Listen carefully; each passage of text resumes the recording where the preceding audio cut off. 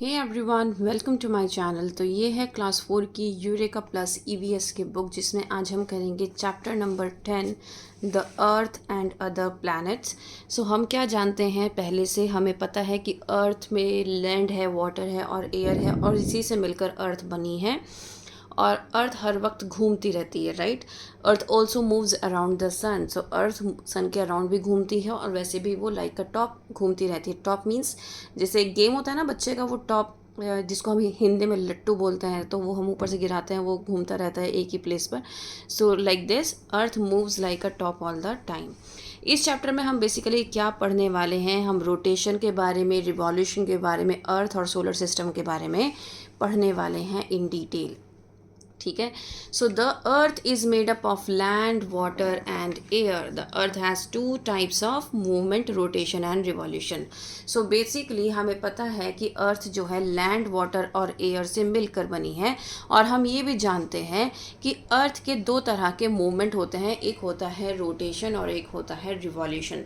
तो ये क्या है, ये हैं आपके मूवमेंट्स। किसके मूवमेंट्स? अर्थ के मूवमेंट्स। तो सबसे पहले हम रोटेशन के बारे में पढ़ लेते हैं। Rotation of the Earth. An imaginary line passing through the Earth from the North Pole to the South Pole of the Earth is called its axis. एक imaginary line जिसको आप ये देख सकते हैं, ये वाली जो लाइन है ये imaginary line है। तो ये नॉर्थ पोल से साउथ पोल तक रहती है, इसको हम क्या कहते हैं? एक्सिस कहते हैं। ठीक है। Earth is slightly tilted on its axis. अपने एक्सिस पर अर्थ जो है वो स्लाइटली टिल्टेड है, मतलब थोड़ी सी झुकी हुई है। The earth moves about its axis all the time. Earth अपने एक्सिस पे पूरे टाइम घूमती रहती है। देखो ये होता है टॉप, जिसको मैं कह रही थी। ठीक है। This movement is called earth rotation. जब अर्थ पूरे टाइम अपने एक्सिस पर घूमती रहती है तो उसको हम कहते हैं रोटेशन।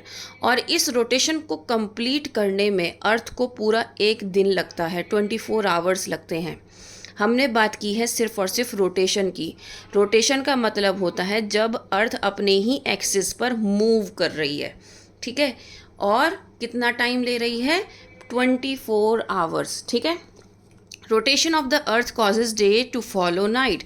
रोटेशन की वजह से ही क्या होता है? डे और नाइट होते हैं। The earth is round, therefore at any given time only half of the earth faces the sun and has day.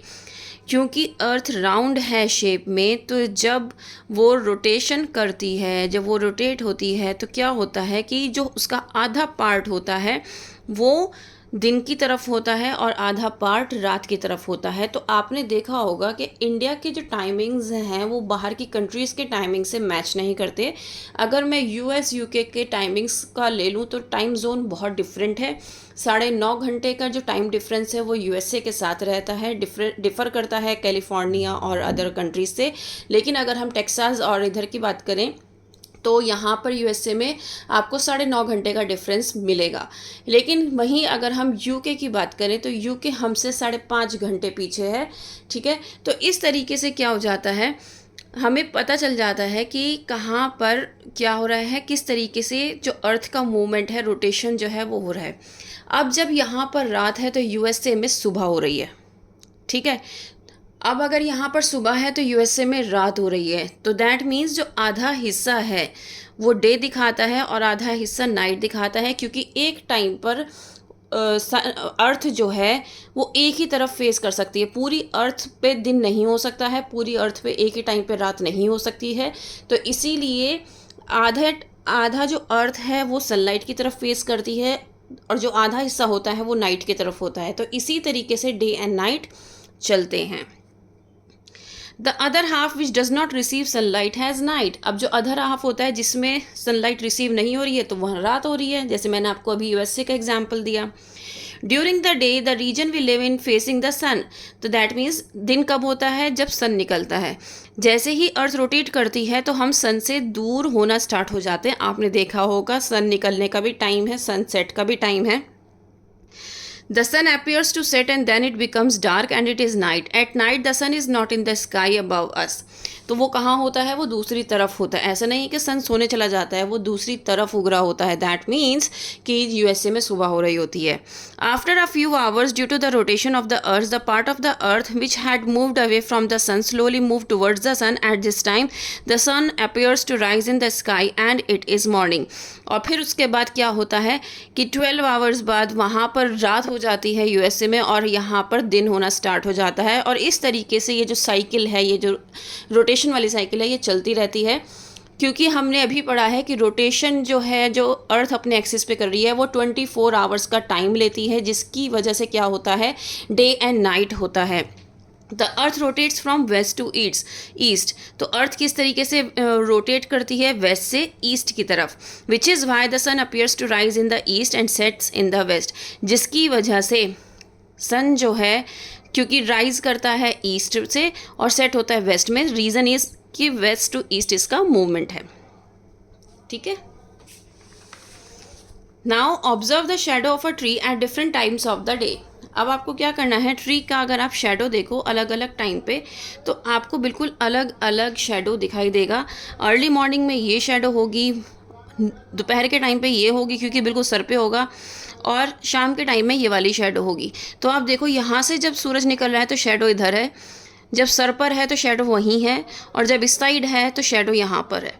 As the earth rotates the position of the sun in the sky keeps on changing. क्योंकि sun rotate कर रही है regular, तो इसकी वजह से क्या हो रहा है कि सन की जो पोजिशन है वो भी keep on changing. When the sun rises in the eastern sky, the shadow on the ground points towards the west. जब सन जो है ईस्टर्न ईस्ट से निकलता है तो शेडो जो है वो वेस्ट पे बनती है. दोपहर के टाइम में क्योंकि हेड पे होता है हमारे सन, तो शेडो जो है वो बिल्कुल पेड़ के नीचे बनती है. लेकिन इवनिंग में जैसे ही सन छुप रहा होता है तो वो वेस्ट की तरफ जाता है और शेडो जो है वो ईस्ट पर बनती है. ठीक है. तो ऑपोजिट साइड शेडो बन रही है सुबह में और शाम में, और दोपहर के टाइम में क्या हो रहा है कि वहीं पर बन रही है, उसी जगह पर.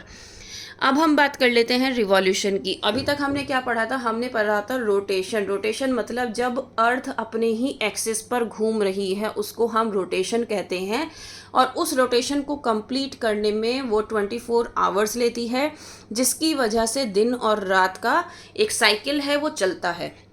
अभी तक हमने वही पढ़ा. नाउ हम पढ़ते हैं revolution of the earth. The earth does not remain in the same place as it rotates. जो अर्थ है वो हमेशा मतलब वो अपनी जगह पे नहीं रहती है, क्योंकि वो रोटेट करती है. It moves around the sun in a definite path. एक पाथ होता है, उसके अराउंड क्या करती है, वो सन के अराउंड घूमती है.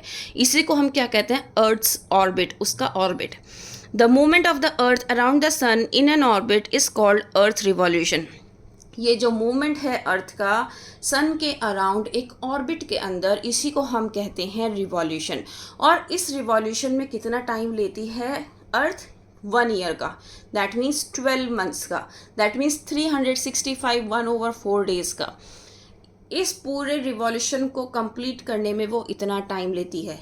अब मैंने आपको 3 तरीके बताए, 1 ईयर, 12 मंथ्स और 365 1/4 डेज़. तो इसमें से कुछ भी एक पूछा जाता है तो आपको कंफ्यूज नहीं होना है, क्योंकि वह एक साल में 12 महीने होते हैं और इतने दिन होते हैं. The earth revolves around the sun by remaining tilted on its axis. Earth हमेशा टिल्टेड वे में ही अपने एक्सिस पे क्या करती है, मूव करती है, राउंड लगाती है. जिसकी वजह से क्या होता है, सीजन्स आते हैं. कौन कौन से season, summer, winter, rainy season. Rotation से हमें क्या पता चला कि रोटेशन से एक तो वो अपने ही एक्सिस पे रोटेट करती है और डे एंड नाइट होता है. जब बात हम रिवॉल्यूशन की कर रहे हैं तो वो सन के अराउंड रोटेशन कर रही है, रिवॉल्यूशन कर रही है, सन के अराउंड चक्कर लगा रही है अपने ऑर्बिट के अंदर. और इसके लिए उसको 1 साल का टाइम लगता है. जब 1 साल की बात हो रही है कि जब ये मूवमेंट हो रहा है ना इसका, अर्थ का सन के अराउंड, तो ये क्या करता है, ये सीजन्स को क्रिएट करता है, सीजन्स लेकर आता है. जैसे समर, विंटर और रेनी सीजन. तो किसकी वजह से होता है सीजन्स, रिवॉल्यूशन की वजह से. अब हम बात कर लेते हैं सोलर सिस्टम की. So a large round natural object that revolves around a star in a definite path is called a planet. कोई भी एक बड़ा राउंड नेचुरल ऑब्जेक्ट जो कि स्टार के अराउंड एक डेफिनेट पाथ पे मूव करेगा उसको हम प्लैनेट कहते हैं। सन भी एक स्टार है, अर्थ हमारा क्या है, प्लैनेट है, क्योंकि ये लार्ज है, राउंड है, एक नेचुरल ऑब्जेक्ट है और ये सन के अराउंड एक डेफिनेट पाथ पे अपने ऑर्बिट के अंदर घूमता है। ठीक है। A star is made up of huge amount of gases which burn all the time producing light and heat. तो स्टार क्या है, एक ह्यूज अमाउंट ऑफ गैसेस है। हमने स्टार किसको कहा, सन को, क्योंकि सन एक स्टार है। तो सन के अंदर बहुत सारी गैसेस प्रेजेंट हैं, ठीक है, जो कि हर वक्त बर्न करती रहती हैं और लाइट और हीट निकलती रहती है, तभी तो हमें दिन दिखाई देता है ना। The earth has one moon, it is round and is mainly made up of rocks. The moon revolves around the earth all the time. तो अर्थ के पास सिर्फ एक मून है जो कि घूमता रहता है, ठीक है, और ये रॉक से बना हुआ है। The Earth is not only planet revolving around the sun, there are 7 other planets revolving around the sun. So Earth ही एक अकेला planet नहीं है जो sun के चारों तरफ घूमता है, बाकी के 7 planets और हैं जो कि sun के चारों तरफ घूमते हैं। So Mercury, Venus, Earth, Mars, Jupiter, Saturn, Uranus and Neptune. So these are 8 planets. Most of the planets have moons. So ज़्यादातर planets के पास moons होते हैं। Several smaller natural bodies also revolve around the sun. बहुत सारी natural bodies भी होती हैं वहाँ पर present, जो कि sun के around घूमती रहती हैं। Planets or their moons do not produce heat or light. They appear bright because light from the sun falls on them.